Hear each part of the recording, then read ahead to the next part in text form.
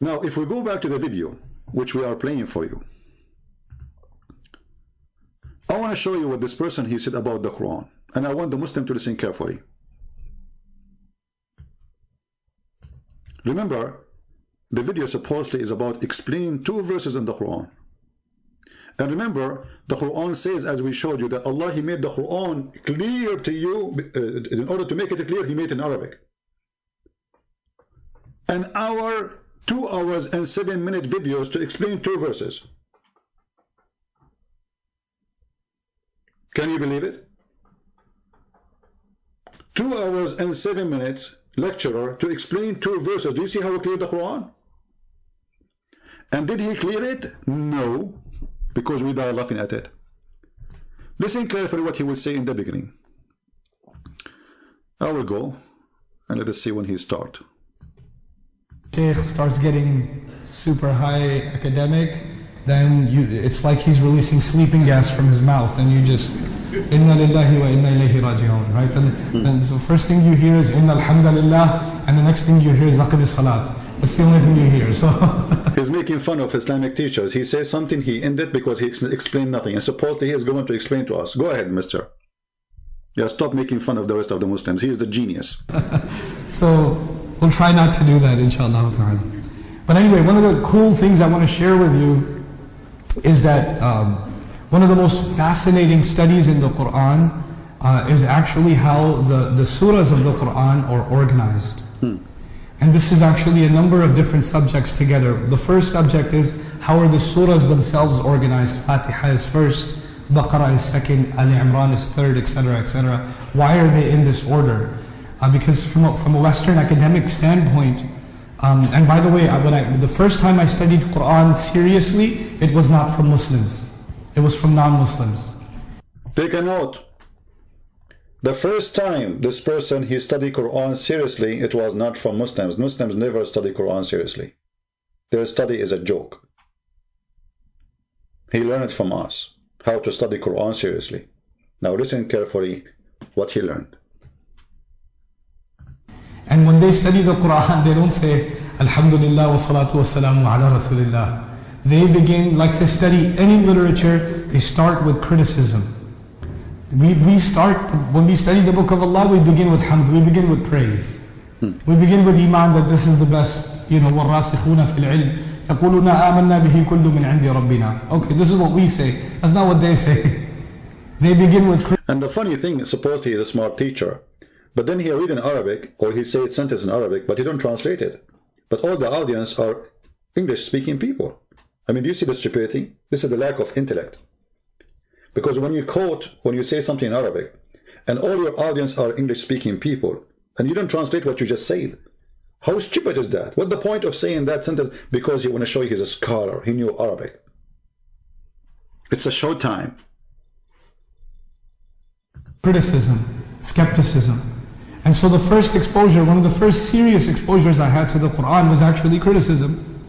And the first criticism was the Quran is unorganized.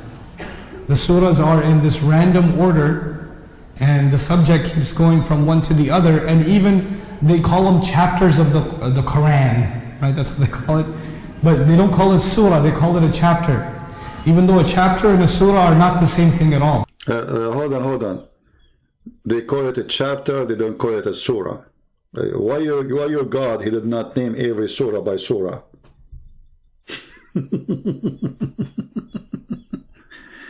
Why your Quran doesn't say this is the surah of the cow, as long as you want them to use the word surah.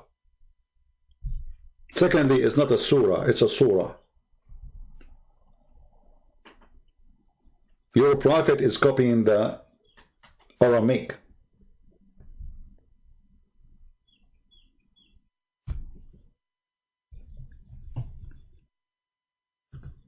And he mentioned something very important, that those who study the Quran, right away they will find that the Quran is an organized book.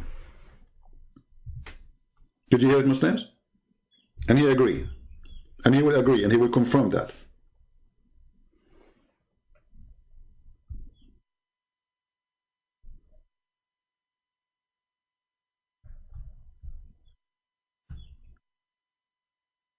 There is a a study made by some German historian. They come with very clear, many good evidence actually, that the Quran was not even in Arabic. This is why we see the word surah in the Quran, exist. This is the Aramaic way of saying the word. If you ask a Muslim, what is surah mean? What is surah mean? Is it a chapter? They say yes. But the Quran never came as a chapter. The guy now, he will tell you how surah work. What surah? What does the word surah mean? He said that the Western, they call it chapter, they don't call it surah. And he will say to you that there is a difference between them. What is the difference? Listen carefully. The serious exposures I had to the Quran was actually criticism. And the first criticism was the Quran is unorganized. The surahs are in this random order, and the subject keeps going from one to the other, and even they call them chapters of the Quran, right? That's what they call it. But they don't call it surah, they call it a chapter. Even though a chapter and a surah are not the same thing at all. They're not the same. I personally don't agree with the translation of surah as chapter. I don't. Because there's a certain standard in literature for a chapter. A chapter has logical points that are made in chronology. And if a chapter, like chapter 5, is going to repeat something from chapter 3, they won't do it the same way. They'll just say, refer back to chapter 3. Did you hear it, Muslims? This is an organized, smart, intelligent book. And instead of repeating the same stupid thing, we say to you, go and open page number, etc., in chapter, etc. The Quran doesn't do that. And he agreed that the Quran is suffering from the flight of thoughts because a topic have nothing to do with the next topic. So how this can be a book from God? And now he's saying, I don't agree with the chapter because the chapter will make the Quran a perfect organized book. The Quran is not. He just said that.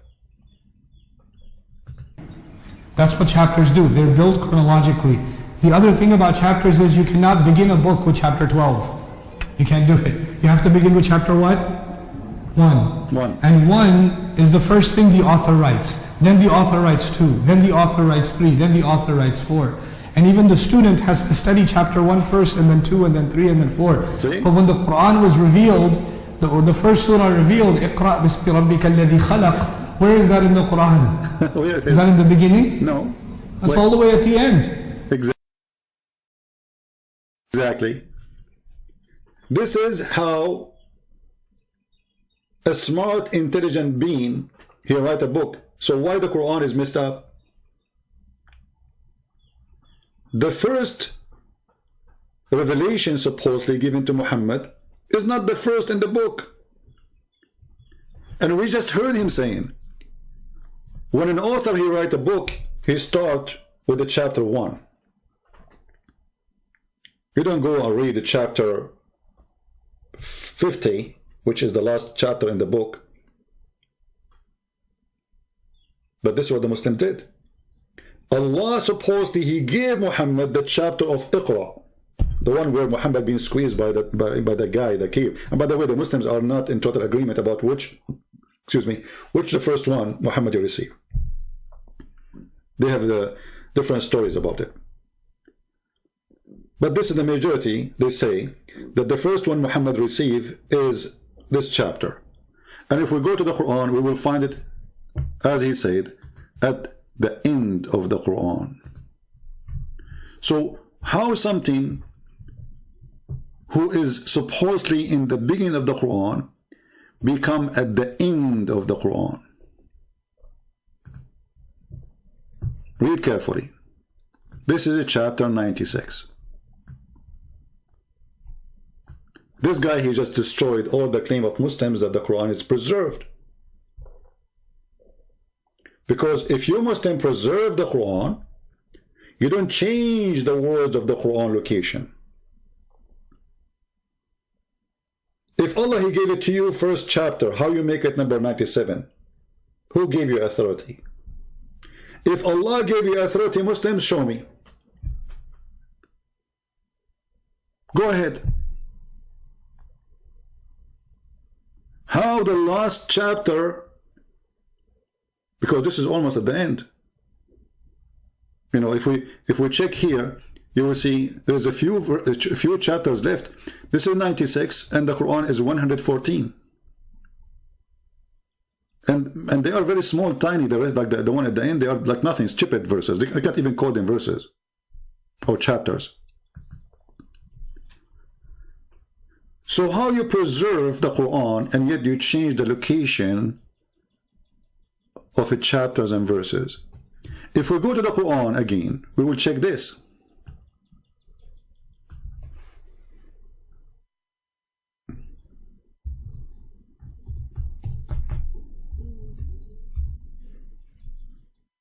Read carefully.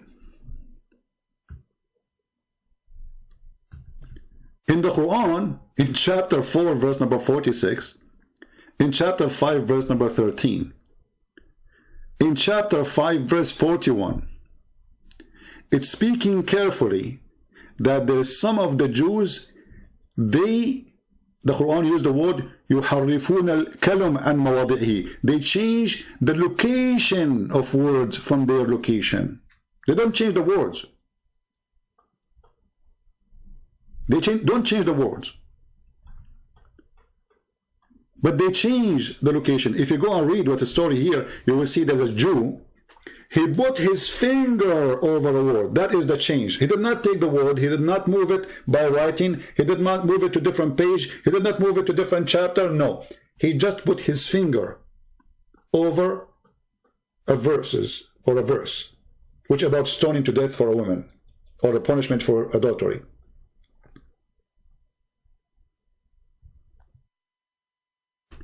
So the Quran saying it's forbidden to change the location of God's words, even by putting your finger in the top of them. So how you Muslim, you change the whole chapters from their locations?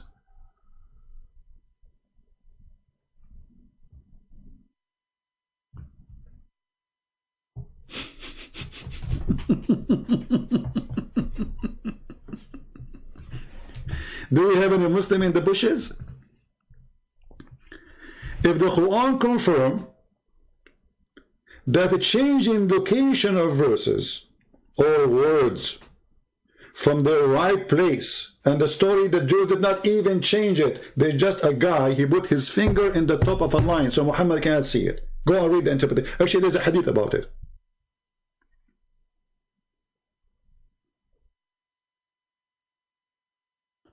If that is a corruption, by putting your finger over a line in the book, claiming that this is a displace of the words from their location, how about the Muslims who changed the whole Quran location?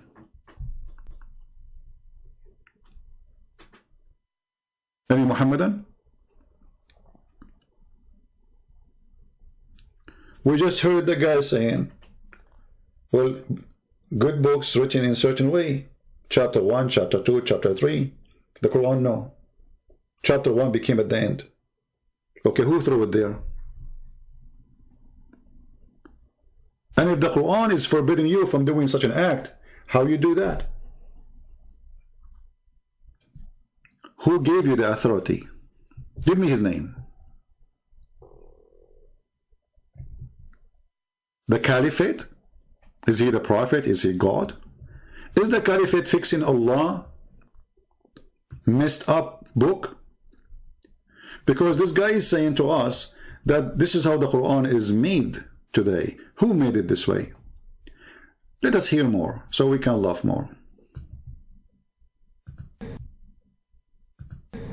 So if you're studying Quran right now from the beginning, you're going to read the first revelation at the end of your journey.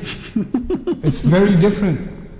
So then the order is not even the order in which it was revealed. It's not chronological. No, it's not. The other problem is the order, you know, understandably the order. Hold on. Did he say the other problem?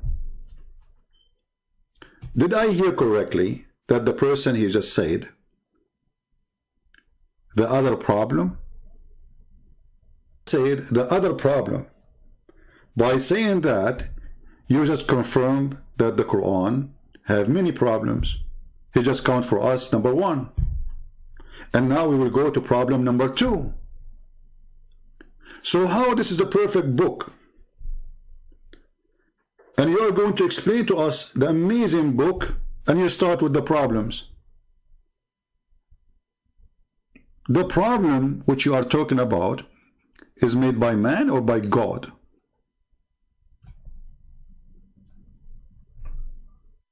Order is not, it doesn't seem to be organized by subject. What that Did you hear it? The Quran is a messed up book. It's not organized by subject.